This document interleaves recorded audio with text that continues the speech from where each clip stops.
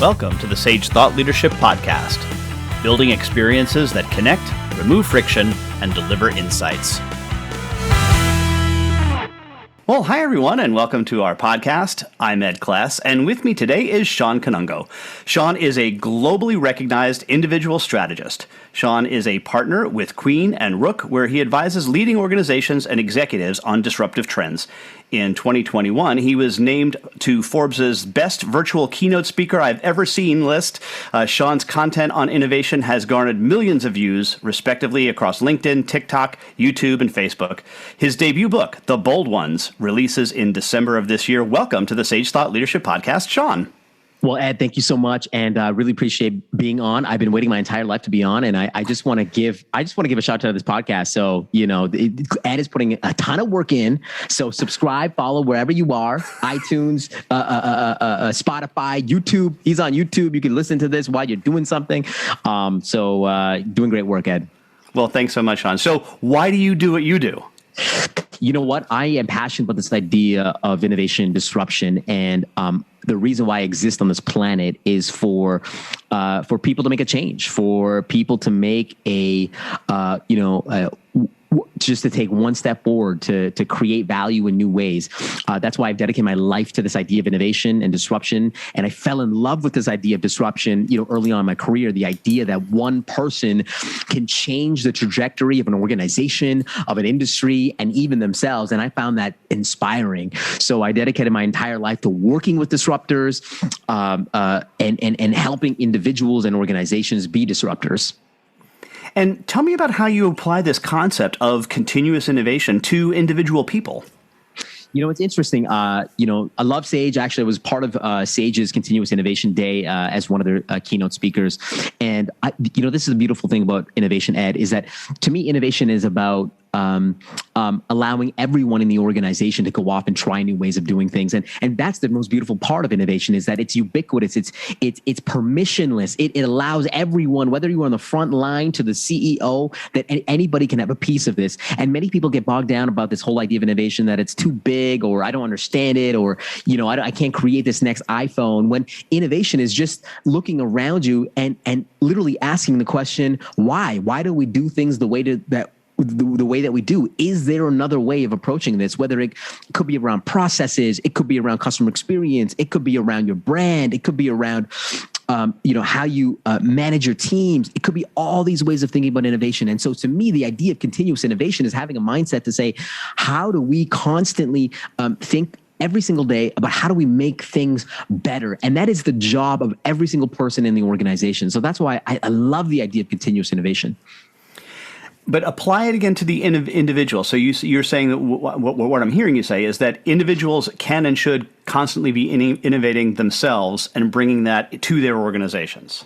Absolutely. I think it's funny because I have a book coming out. It's called The Bold Ones, and it's really about applying the idea of innovation and seeing how you as an individual can take this concept and apply it to your day-to-day life. And so, some of the best recommendations that I have is to set aside, in your calendar, 30 minutes to say, this is your innovation time. This is your disrupt yourself time.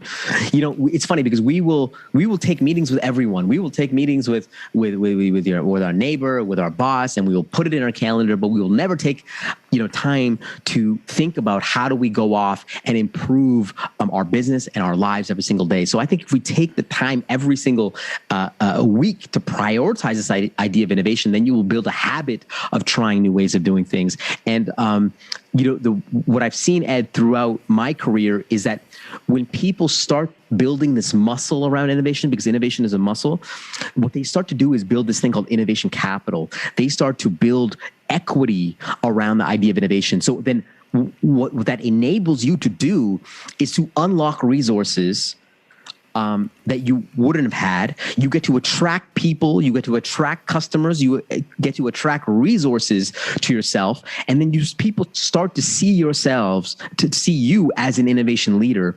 And that's really important in this era. And I believe that if you are not in the innovation game, then you're not being talked about at all. So I just think that it's so important, and everybody has this muscle to build. Help me dissuade a few people from this, because I actually do a session on this title, why innovation doesn't necessarily mean technology.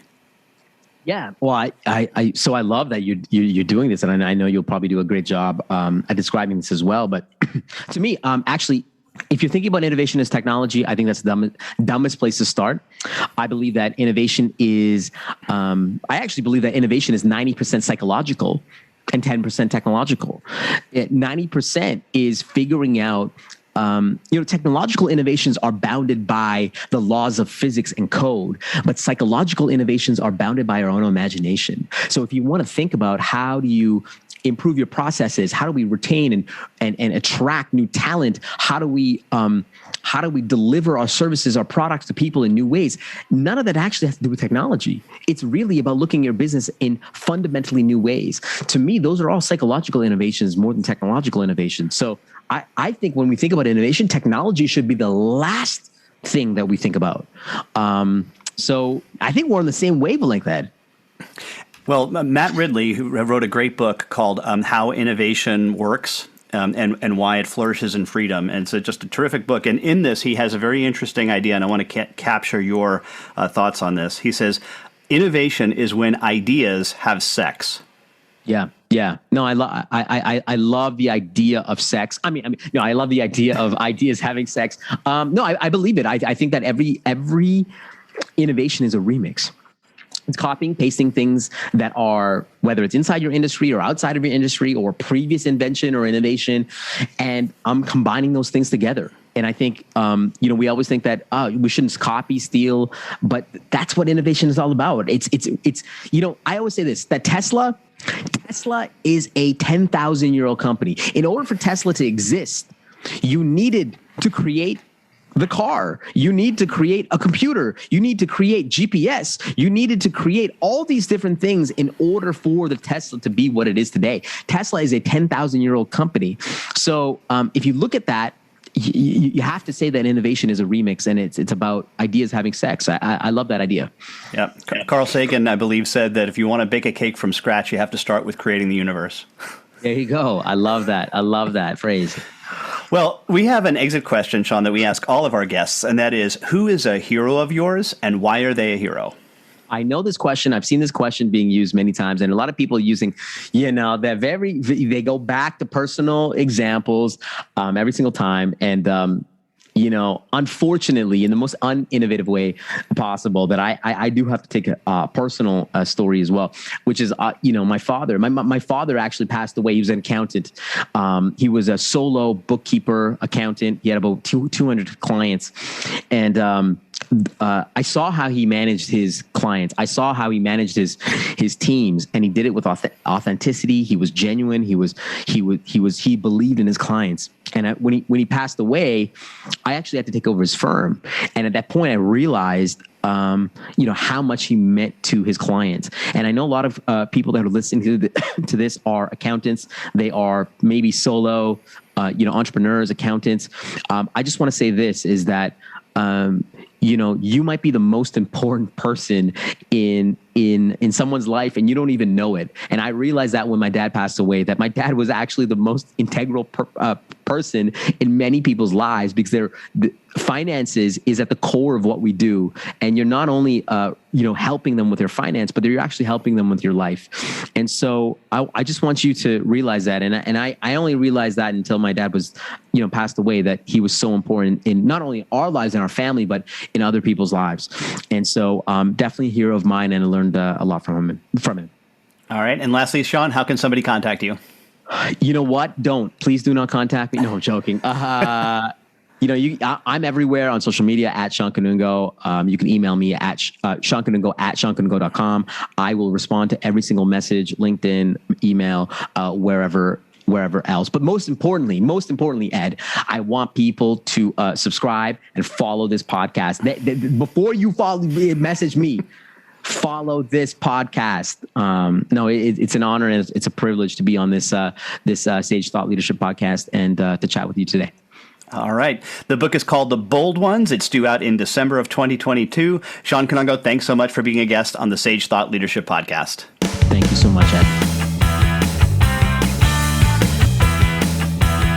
review, and subscribe by searching your podcast player of choice for Sage Thought Leadership Podcast.